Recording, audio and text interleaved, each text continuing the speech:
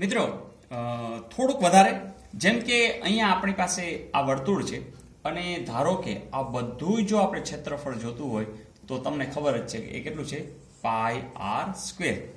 હવે એમાં આ જે અંતર છે અહીંથી અહીં સુધીનું એને તમે ત્રિજ્યા કહો છો, આ પણ ત્રિજ્યા આર જેટલું જ હશે અને અહીંયા ધારો કે કટ કરવામાં આવે અને આ એક ટુકડો જરા દૂર કરીએ તો એ આકાર આવો હશે. એ આકારનું નામ છે લઘુ વૃતાંશ. અને જે લઘુ એટલે નાનો એટલે આ વૃત્ત એટલે વર્તુળ અને એનો અંશ છે અને એ અંશ પણ ધારો કે આપ્યો હોય 25 અંશ 35 અંશ, અહીં થીટા અંશ છે. તો ફરીથી વર્તુળ એટલે વૃત્ત એનો એક અંશ એ ટુકડો અને નાનો છે એટલે આપણે કહેશું લઘુ વૃતાંશ. દાખલા તરીકે એ જે ટુકડો બહાર નીકળી જશે તો વર્તુળનો પણ એક બહારની સાઈડમાં આવો બીજો એક ટુકડો દેખાઈ રહ્યો છે તો એને આપણે કહેશું ગુરુ વૃતાંશ.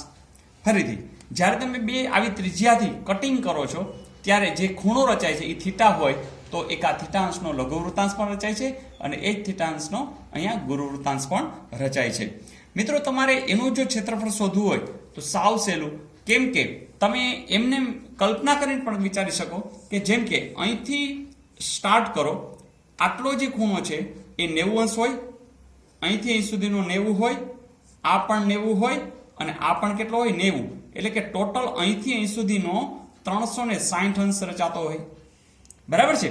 360 અંશમાં આપણને ખબર છે કોઈ એમ કહે કે ખાલી આટલું જ લેવું છે તો તમે શું કરો છો કે આ જે થીટા છે એ તમે ગુણી નાખો પાઈ આર સ્ક્વેર થીટા સાથે અને ભાગ્યા 360 કરી નાખો.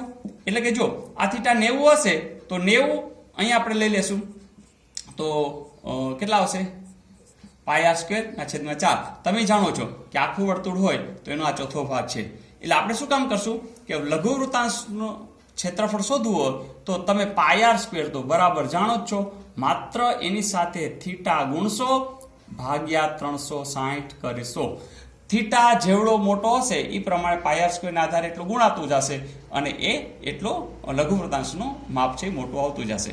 તો બરાબર યાદ રહી ગયું કે લઘુ વૃતાંશનું ક્ષેત્રફળ એટલે તમે પાઈ આર સ્ક્વેર તો જાણો છો, માત્ર તમારે થીટા વડે ગુણવાના છે અને 360 વડે ભાગી નાખવાના છે.